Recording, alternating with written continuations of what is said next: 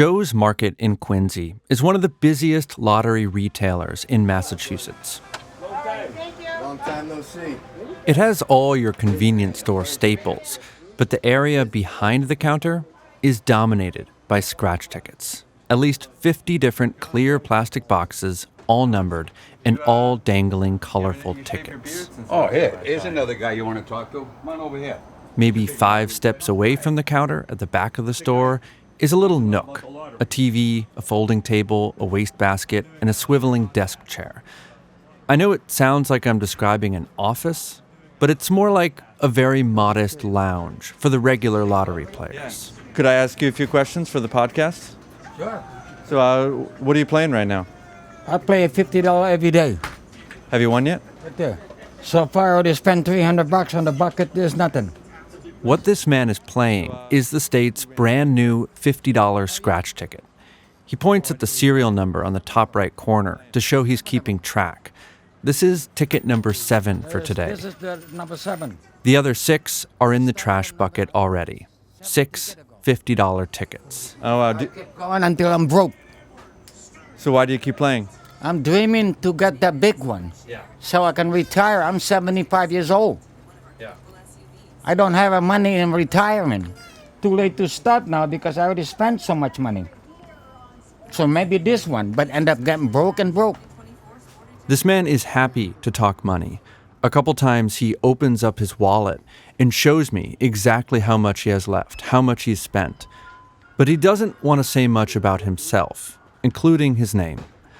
I know that he lives nearby and that he works as a mechanic, which fits with the dark blue work pants and black t-shirt. He comes in here on his lunch break, part of his daily routine. Yeah. Yesterday I had 1,500. Count that. Only about 900 left. 600 already out. If the wife find out... He looks at me and draws a hand across his throat. You're dead? Done. There is a kind of grim humor at Joe's Market. Everyone here knows the odds, knows the payout rate, knows that they're probably not getting their money back. One man I met calls it the Massachusetts state robbery. Another calls it organized crime with suits. That's what they call them, organized crime. Everybody. That's how it is. And yet, everyone is still here, laughing at the folly of it all. And you know what? I'm here too. The well-meaning, presumably liberal journalist who rarely gambles himself, gawking at this man who casually drops $500 on his lunch break. It's weird.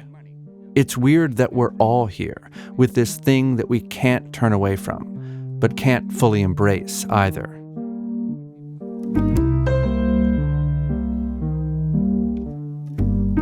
The reason I am here is a number. A number that once I saw, I could not stop thinking about. So the U.S. Census Bureau collects lottery sales figures for every state. And the key number to look at, really the metric of any lottery's success, is sales per capita, usually per adult. When I first came across these figures, I could see right away that there's a spread. There's some stragglers on the low end, like Wyoming, North Dakota, where the average adult only spends around $50 a year on the lottery.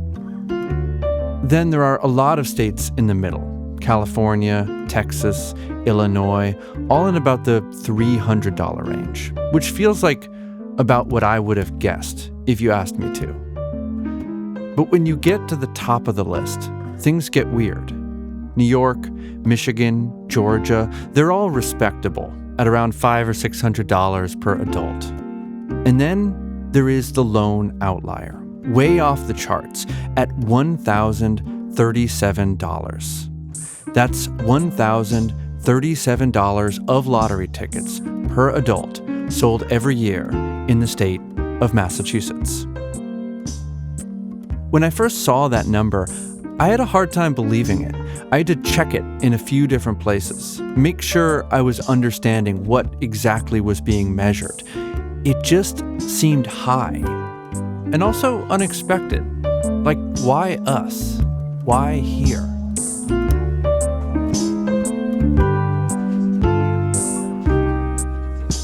you got a winner. Right now, 100. OHN. On his next $50 ticket, number 8 for the day, the anonymous mechanic finally catches a break. So what are you going to do with that $100? I'm going to buy number 2. All right? I'm going to buy number 21. You got 24? Give me number 20. He quickly scratches that next round of tickets. Then he takes one last walk from the folding table in the back up to the counter. I'm going to buy one more. I'll go back to work. Then another last walk. I'm going to buy another one. See what happens.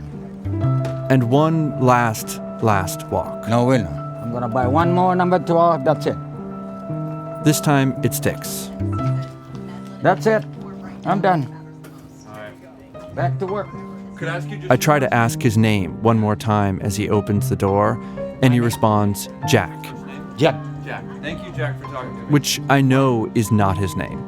It's the name of the store clerk. Everyone turns to look. I am the Jack. Everybody's Jack. Everybody's Jack, someone says. And with that, the man is gone.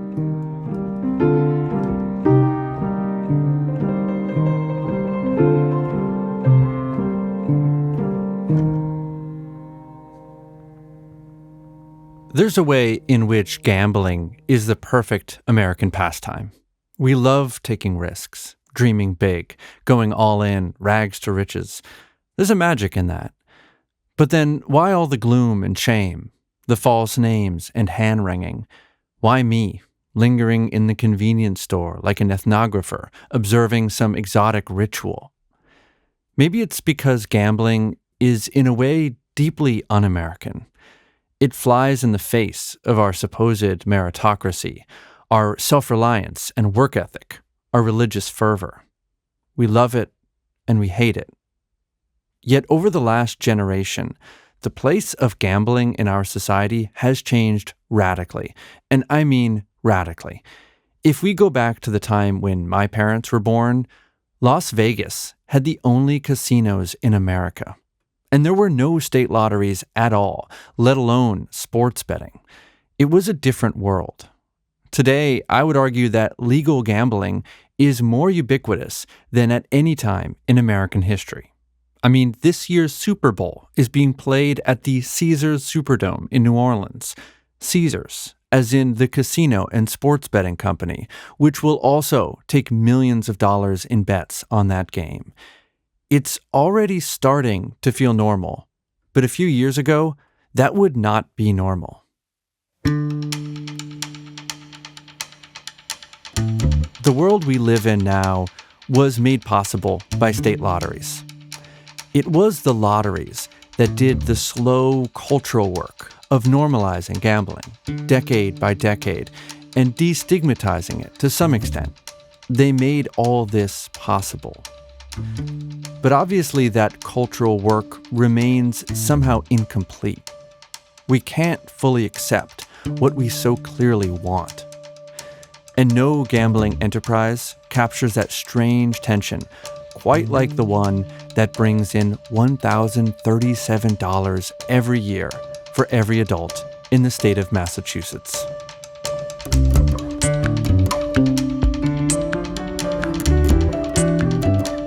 From GBH News, this is Scratch and Win, the making of America's most successful lottery. I'm Ian Koss.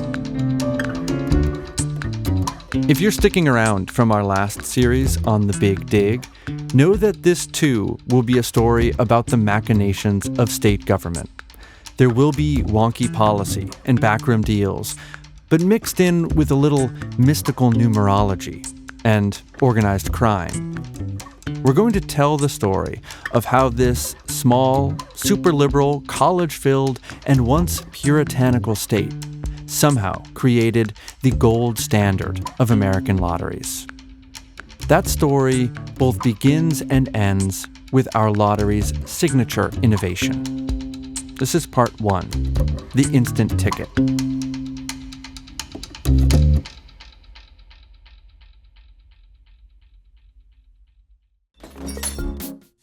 From whoops to uh-oh to oh no. Safety insurance can help you manage life's storms, even the indoor kind. The first modern lottery in America started in New Hampshire in 1964, and it was a world away from the scene I observed at Joe's Market. Do you want me to go back into New Hampshire and how preposterous the game was? Or Sure. Jonathan Cohen is the author of For a Dollar and a Dream, State Lotteries in Modern America.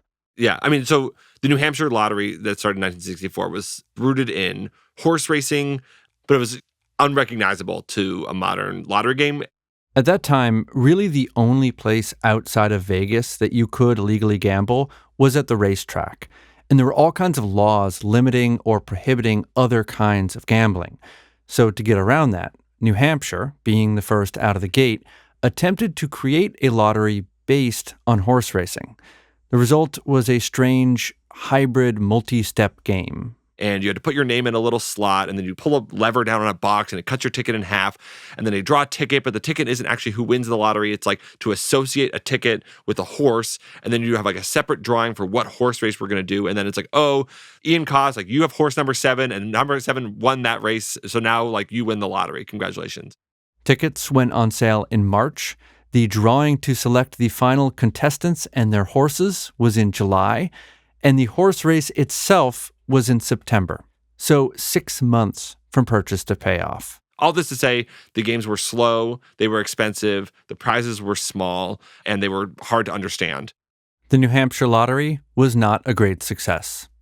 So the next 2 lottery states, New York and New Jersey, started to innovate, bringing the game closer to something we would recognize, with regular drawings and no horses involved. Which sort of starts this trend of just like more, faster, with bigger prizes. But still, a weekly drawing is not the same thing as instant gratification. And it would take a few more years to get there. It's hard for me to imagine a world without scratch tickets. Americans spend more on scratch tickets than we do on pizza, more than we do on all Coca-Cola products. Yet the scratch ticket, as a consumer item, has only existed for 50 years. Not so long ago, the very idea of an instant lottery was odd, scary even. We're talking about huge sums of money at stake, all bound up in flimsy pieces of paper sitting on the shelf of a convenience store. What if the tickets could be copied or rigged? What if they could be hacked? The leap to instant was perilous and almost didn't happen at all. In fact, the creation of the first scratch-off lottery ticket unfolds something like a Rube Goldberg machine, a long chain of events, each of which had to happen just so.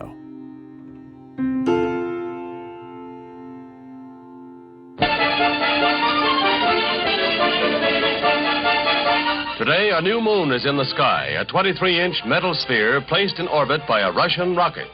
We'll begin that chain in October of 1957 with a 10th grade student in a suburb of Detroit named John Koza. Do you remember when Sputnik launched? Like, did you hear it on the news? Oh, absolutely. Everybody was listening to it. You are hearing the actual signals transmitted by the Earth-circling satellite, one of the great scientific feats of the age. You could hear those little beep, beep, beep, beep, beep, The beep. beeps, yeah. And so was that part of the inspiration for you? Was it almost like a patriotic duty to study science and computers and be at the frontier of knowledge? Well, this was in the middle of the Cold War, Yep. and everybody from the government to universities to business got interested in promoting science. Koza's high school started bringing in guests to lecture on different technical fields. And one of those lectures was about the very young field of computer science. Now, in 1957, a cutting-edge computer weighed upwards of 750 pounds. It was not something you would have at home. But Koza was interested, so he decided to build his own. Using surplus parts from jukeboxes and pinball machines. It was a very simple computer that did a single task. It was a computer that calculated the day of the week for the date, which, of course, is a fairly simple calculation. But at the time, this was all wired up with relays and rotary switches and so forth. So you could go, July 4th, 1776. What's the day of the week? Well, I don't know, but you could answer that question.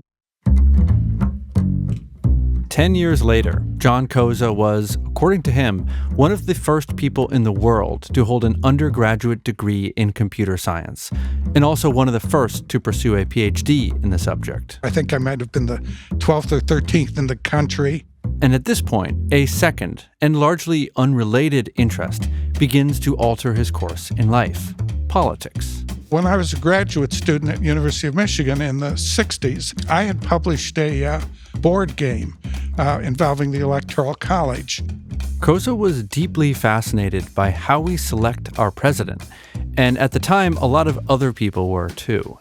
His board game about the Electoral College hit the shelves just before the 1968 election, which, remember, was a truly chaotic election cycle.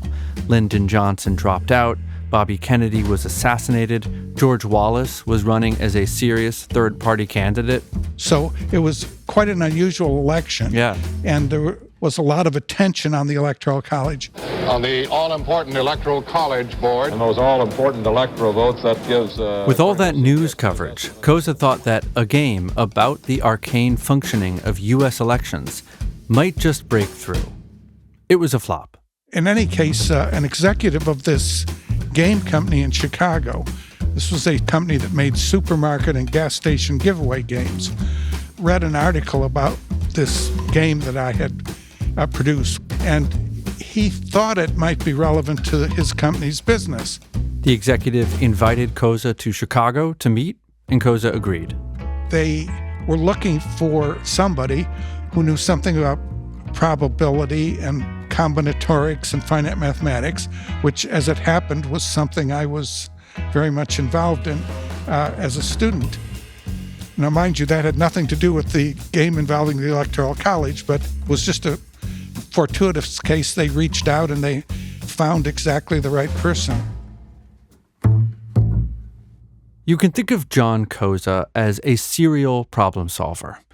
In fact, the first line of his Wikipedia page is not even about scratch tickets. It's about the use of genetic programming for the optimization of complex problems, whatever that is.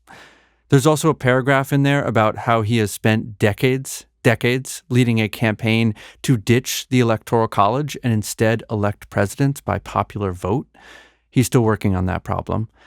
But the point is, when Koza sees something that's not working smoothly or not working as good as it could be, he gets in there, whatever the problem is. That's a powerful kind of mind. And this game company had a problem for Koza. Supermarket games were popular in the 1960s. Stores would give them out for free as a little treat for customers, and the prizes were fairly small, sometimes less than 1 penny. But these games did already use a kind of rub-off film. They were, in effect, proto-scratch tickets. And we got to talking, and it turned out that they were trying to produce a kind of game where every ticket could be a winner. The way this particular game worked is there were 10 scratch-off spots on the ticket, each of which revealed a playing card: ace, king, queen, jack. Players were allowed to scratch off only 3 spots, and if they got a 3 of a kind, then they won a small prize. The game company already had the basic technology for printing these tickets. Where they needed help was figuring out what to print on them. So while still chipping away at his PhD, Koza worked with this game company to develop a system for generating and printing up to 500,000 different ticket combinations, each of which had the potential to win, had a 3 of a kind. In the 1960s, that took some doing. But with the stakes fairly low, the security around these games was also fairly low. Probably in about half the games we ran, there would be a sort of a little run of tickets in a little town, and you'd realize that somebody in that town figured out some weakness in the game that we had missed. For example, a player might figure out a way to actually see what was printed underneath that scratch-off film and know where the matching playing cards were. And of course, we would fix it for the next game. So we never had a big problem, but it was a knife-edge process. I don't know if you were thinking about this at the time, but it was giving you a chance to like beta test and experiment with this idea of scratch-off tickets. And you sort of like worked out all the bugs. Right. So the biggest single game we ran was the one for Shell Oil in the United States with 150 million tickets. And we had no problems at all with that game. We had perfected a system that could produce a very, very secure ticket. Unpredictable and unhackable. A perfect game of chance. And just when it seemed like they had it all figured out, this game company he was working for, J&H, went bankrupt. In December of 1972, Koza was cut loose. Which coincidentally was exactly the month when I graduated and got my PhD. So now you're a newly minted PhD, unemployed, with years of experience in the nascent instant ticket business. What do you do with all that? Well, again, a lucky coincidence. In the last year of J&H's existence, we actually made some sales calls on state lotteries, trying to see if they would like to run a game like this. The idea was to take this ticket design that Koza had perfected in the form of a fun promotional gimmick and bring it into the big leagues of actual gambling. Instead of fractions of pennies, the ticket would offer up thousands of dollars. That is, if they could find a state willing to try it. In 1972, there were just 7 states operating lotteries, and it turns out none of them were interested in a scratch ticket. It's hard to imagine passing on that pitch now, but you have to understand that these early lotteries were fragile and extremely conservative agencies. Gambling at the time was largely associated with the underworld, the mob. Mike, you don't come to Las Vegas and talk to a man like Mo Green like that! In 1972, just as Koza was first pitching his idea for a scratch ticket, The Godfather was the #1 movie in America. It showed the extortion and murder lurking beneath the glitz of Vegas, the almost magnetic attraction between gambling and crime. Don't ever take sides with anyone against the family again.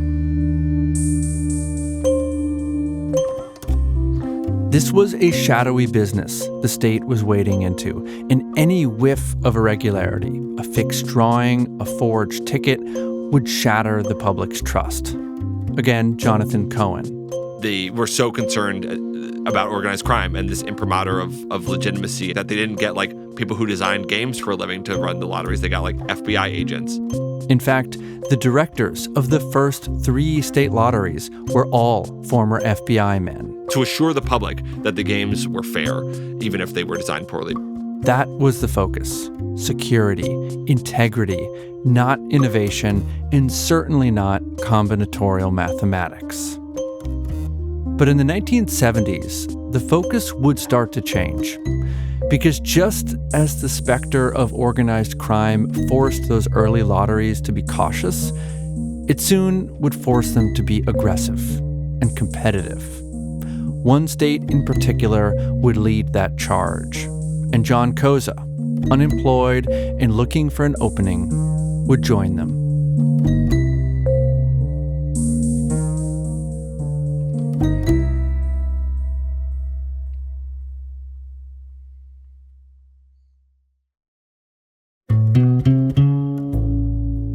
The Massachusetts Lottery launched in 1972, offering only a single product, a weekly drawing so generic it was called simply The Game.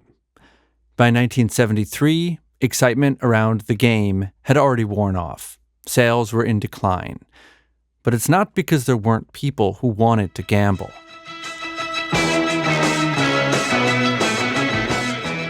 That same year, 1973, WGBH ran an hour-long special on the issue of gambling.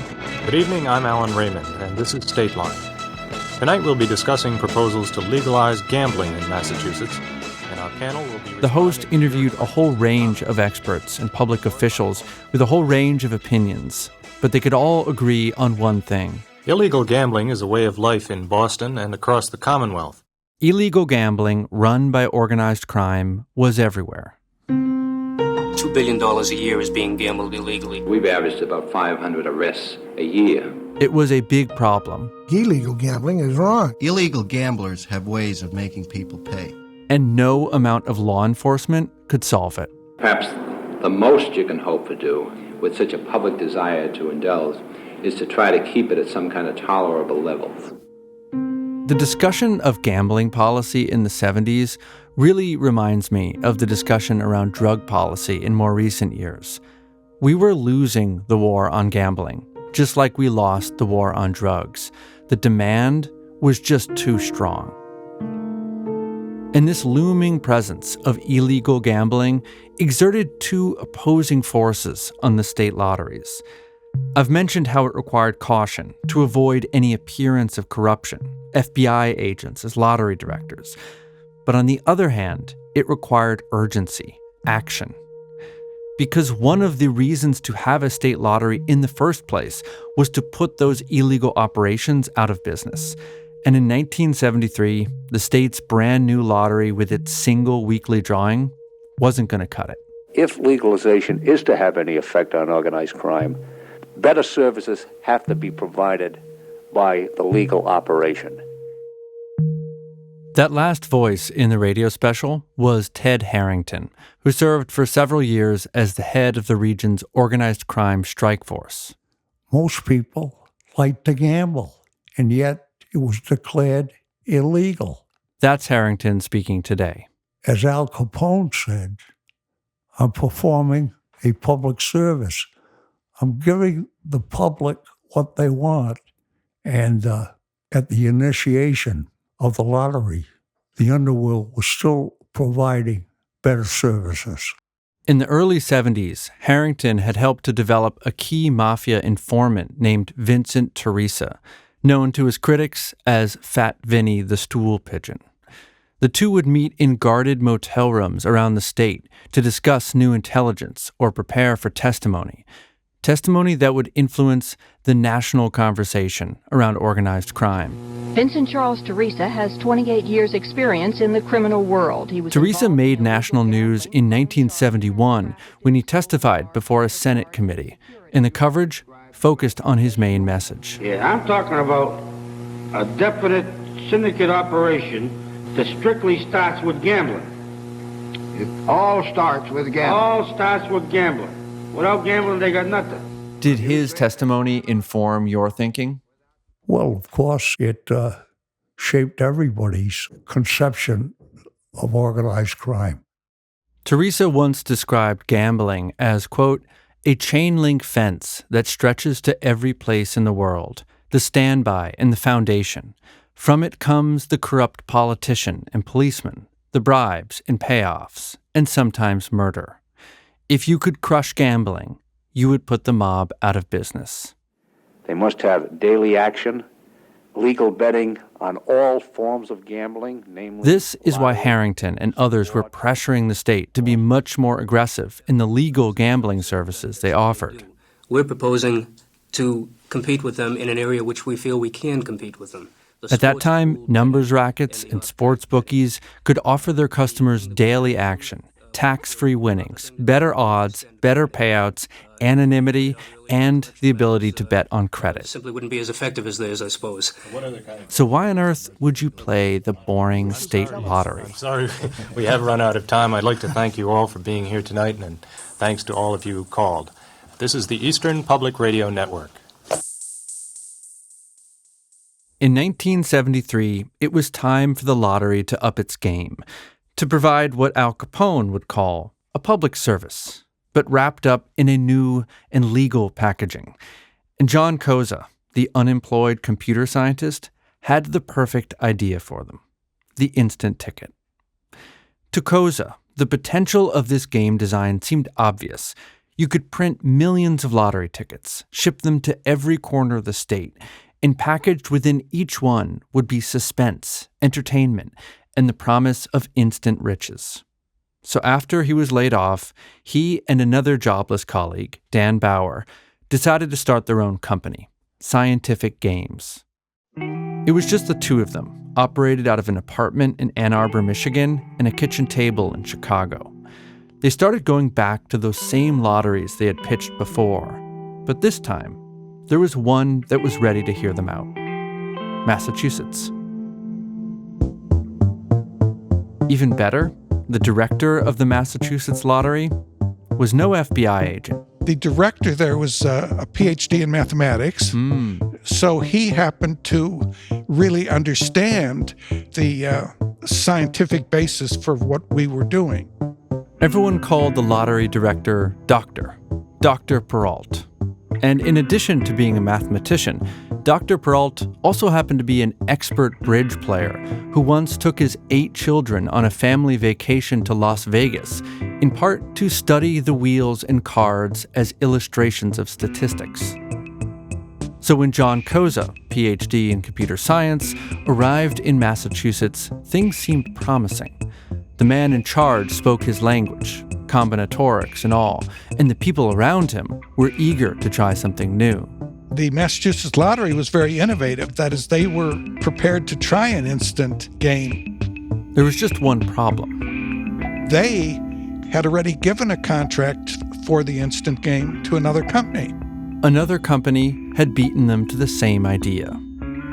It was not a scratch ticket, exactly, that this other company was offering. It was much more low-tech, like an advent calendar with little paper flaps. But still, it claimed to offer the same basic novelty of an instant reveal. The brand new tickets, it turned out, were already on their way, and Koza could see immediately that those tickets were deeply flawed. And had they run it, it would have been a disaster, and there would never have been an instant lottery in any state for decades. It would have been a totally discredited idea at that point.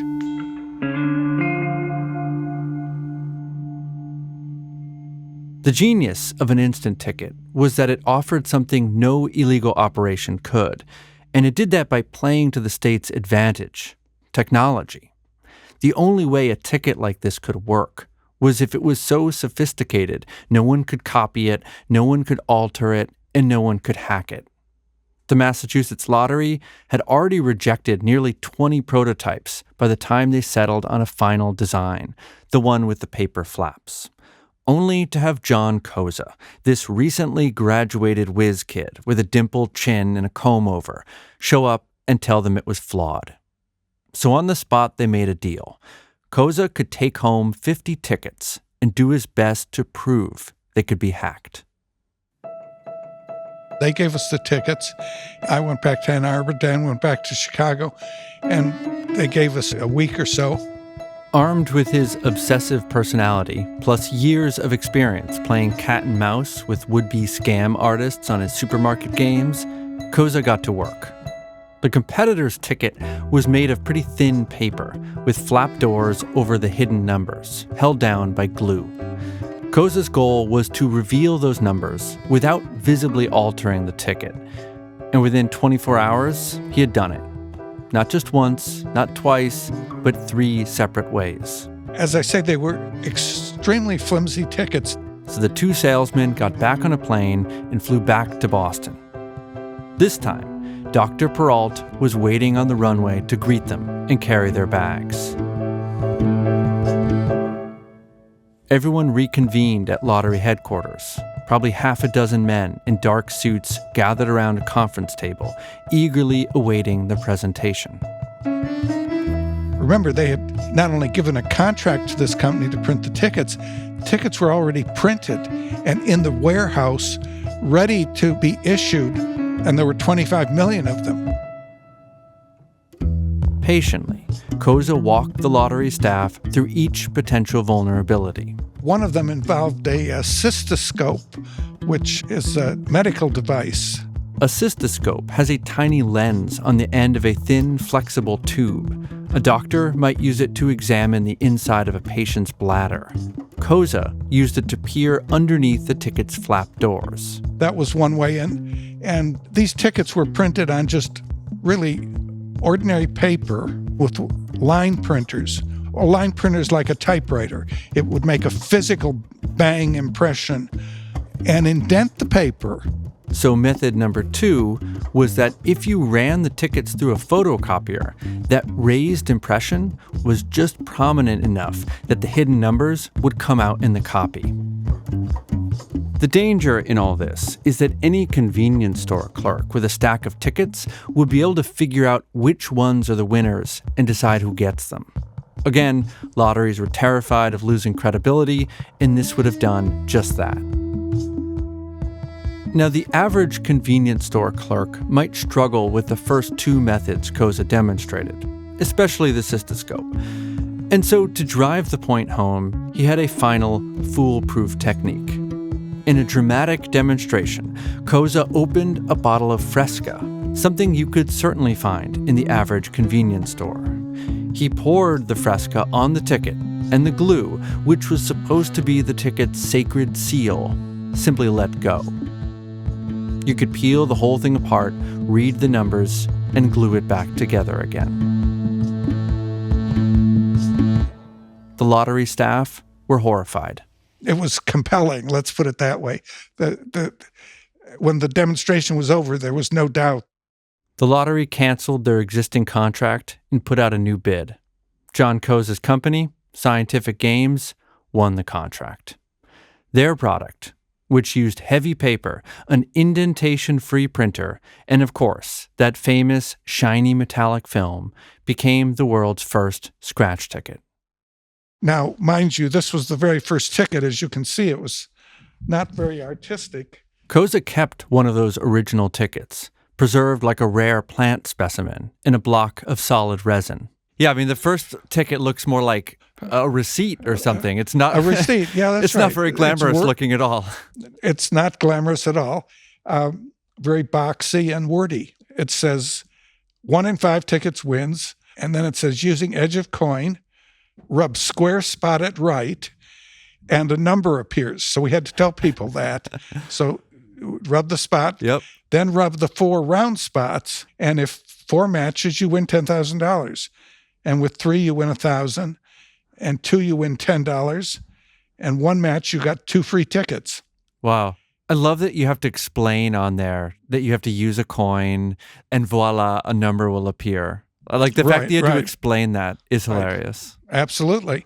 Nobody had seen a ticket like this before in a state lottery.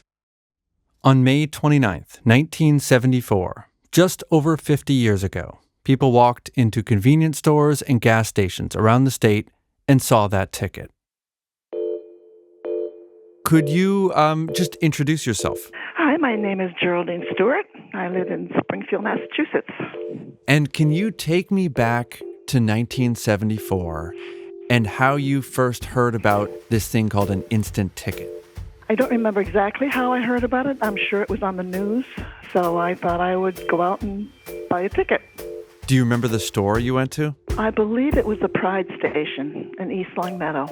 It's a gas station, and they also sell lottery tickets there. So I thought, well, hey, I could use that, so I'll try it. And I was lucky. Stewart won $1,000 on that first ticket. And she wasn't the only one playing. These people were ready. They knew it was coming. Like they were lined up in the morning when you opened? Yeah. Yep, lined up. In 1974, Glenn Mayette ran a country store in Hanover, Mass. People would scratch them immediately on the counter. Some would take 2 steps away and scratch it on an ice cream chest. Some would feel like they had to go outside and sit in their car. He remembers the very first customer of the day was a lottery regular, and she just kept coming back up for more tickets, then going back to scratch them in the freezer section. It was just crazy. It's like I thought she was going to lose her mind. The appeal of the instant game is the same appeal as the slot machine. There's no waiting. So if you don't win, you can always try again. And if you do win, well, now you've got more money to play with. It was self-feeding in a way that no lottery had ever been before. One liquor store owner described the scene as instant insanity. A pharmacy set up a separate sales counter at the back of the store just for lottery tickets, so non-lottery customers wouldn't be disturbed by the unruly crowds. Within a day, stores across the state had run out of tickets and were waiting to be resupplied. People just like it fast. They don't want to wait. What's the drama in it? It's like fast food. You go pull up at a McDonald's, you don't even have to get out of your car. Give me this, that, and the other thing, fast and snappy. Sometimes, well, if I scratch the ticket, if I'm sitting in my car after I buy it, will it be a winner? Or will it be a winner when I scratch it when I'm home? You just think of all these crazy things that, hopefully you're a winner. That first ticket also had a secondary game on it where you scratched a spot to reveal a single letter. If you then collected all the letters to spell the word instant, you won $10,000. The catch, which was not well advertised, was that only one out of every 500,000 tickets had the letter S, sending players with all the other letters on a frantic statewide search for stores that were rumored to have the mythical S. The state sold over 20 million tickets in 2 months. Did you realize that you had created something that would be huge? Absolutely. That would spread? In fact, when I submitted the business plan to our local bank, I had predicted that we would sell $6 million in tickets the first year. And the vice president of the bank that I was working with at the time, he said, I can't submit this to the loan committee. They will just laugh at this. So we cut it back to $1 million. And the first year's sales was $6 million. Wow. And that was because the other lotteries in 75, I think there's 5 or 6 other state lotteries simultaneously started instant games. The other states had waited for someone else to take the plunge, but once they saw what was happening in Massachusetts, they jumped right in. We knew we had the world by the tail. Do you still play scratch tickets? Oh, sure. I haven't been as lucky, though. Again, Geraldine Stewart, the $1,000 winner. Here's the question, I guess. Do you think you've spent more than $1,000 on lottery tickets at this point? Yes, absolutely. But I wanted to tell you that my son never bought a scratch ticket in his life, and he's 50. And he decided a day ago he had some extra money, so he bought a ticket. Yeah. He won $500 on that one ticket. Wow. His first scratch ticket, and he won $500. Did you tell your son that he should quit while he's ahead and keep the money from that first ticket and never buy another? No. No, I know my son. Today, Americans spend over $100 billion a year on lottery tickets. Almost 2/3 of that total is spent just on scratch tickets. Yes, the Powerball jackpots are what you see in the window of the convenience store. They get more press, and the keno numbers are always flashing on the TV screen in the corner. But the scratch ticket is the bread and butter, day in, day out game that keeps the money flowing. We spend more on scratch tickets than we do on movie tickets, concert tickets, and sports tickets combined. At $5, $20, maybe $50 a pop, that is a lot of scratch tickets. And do you come in here every day? Of course I do. I live right across the street. At Joe's Market in Quincy, for every hardcore player I meet, like the man who called himself Jack, there are many, many casual players. It's a lottery, though. Usually cigarettes and the newspapers. But. The people who stop by for cigarettes or to get cash from the ATM for the car wash. And the tickets are right there. So why not try your luck? Do you play other lottery games or just scratch tickets? Just scratch tickets. I met a lot of those people. Why this ticket of all the options up there? Because it caught my attention, and I just decided to buy it. It was a whim, yeah. If I win, I share with you, right? Yeah. If I lose, you share with me. Oh no. And what are you playing today?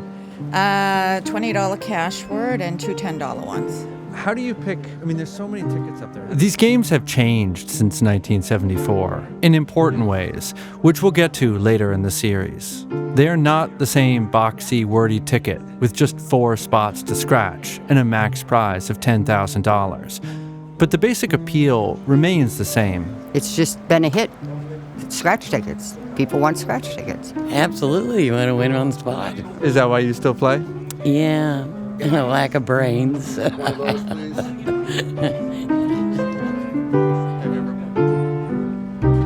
There's this innocuous quality to scratch tickets. They don't really feel like gambling at all. When I was a kid, my stepdad's family would throw a big Easter party, but the prize for the egg hunt was not candy or knickknacks. It was scratch tickets. Every kid ended the hunt with a lap full of scratch tickets. I've heard so many stories like this. The stocking stuffers, the work party gifts. These tickets have found their way into every corner of life.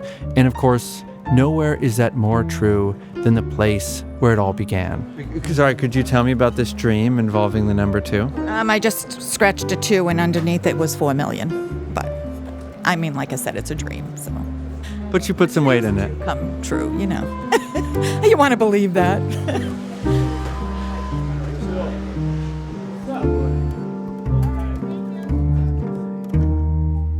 If you've ever been to this state, you know we just love to celebrate our distinctions.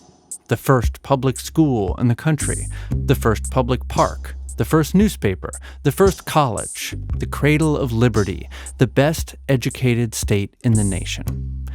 We even had bumper stickers made after the 1972 election when we were the only state that voted against Nixon. They said, "Don't blame me. I'm from Massachusetts."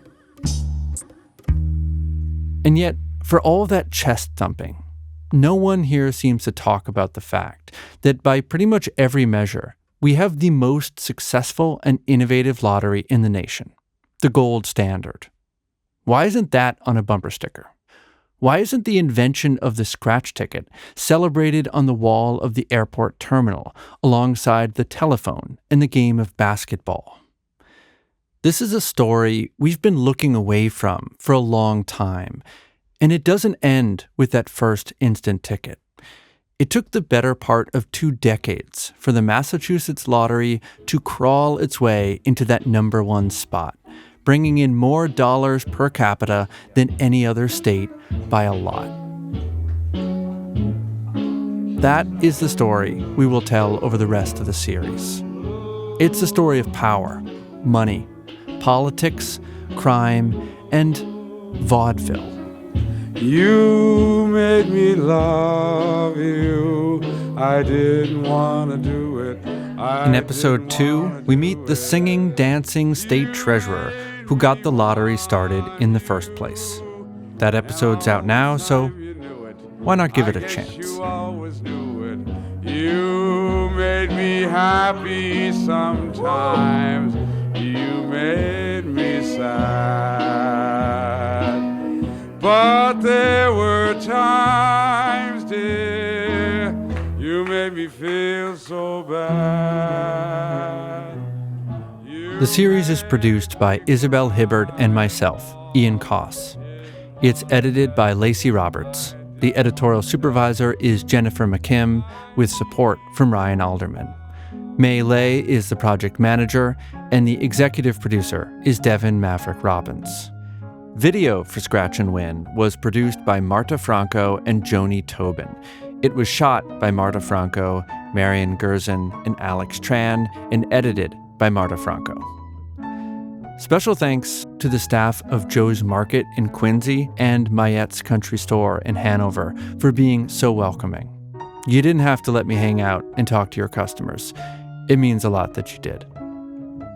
The artwork is by Bill Miller and Mami Hawabawo.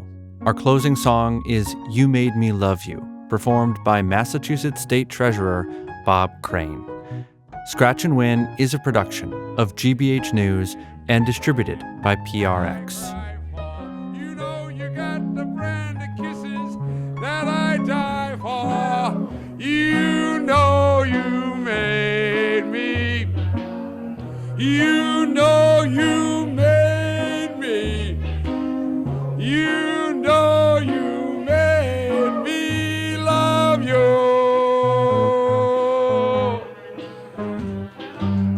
And all the time you knew it. Thank you.